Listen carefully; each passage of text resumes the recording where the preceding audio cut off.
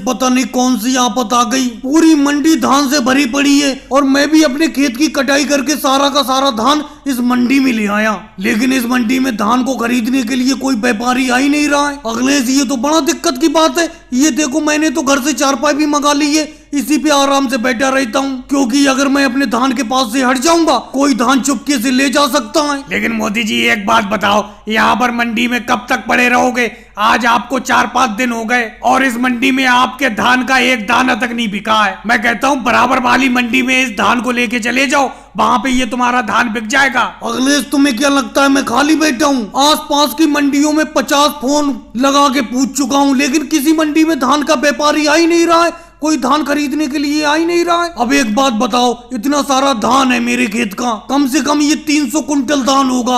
अब मैं दोबारा इस धान को लोड करने के लिए ट्रक मंगाऊं, फिर ट्रक को दूसरी मंडी में ले जाऊं, क्या मैं यही करता रहूंगा? मेरे इस धान का सारा पैसा तो इधर उधर ले जाने के भाड़े में ही खत्म हो जाएगा। अरे राहुल, वो देखो एक व्यापारी आते हुए दिखाई दे रहे हैं, लगता है अपनी तरफ आ रहे हैं वो। भाई साहब, ये धान की ढेरी क्या आप ही की है? जी भाई साहब, ये धान की ढेरी मेरी ही है। बोलो क्या रेट में बेचोगे इस धान को? बोलो, अगर सही रेट में बेचो तो सारा का सारा धान आपका मैं खरीद लूंगा।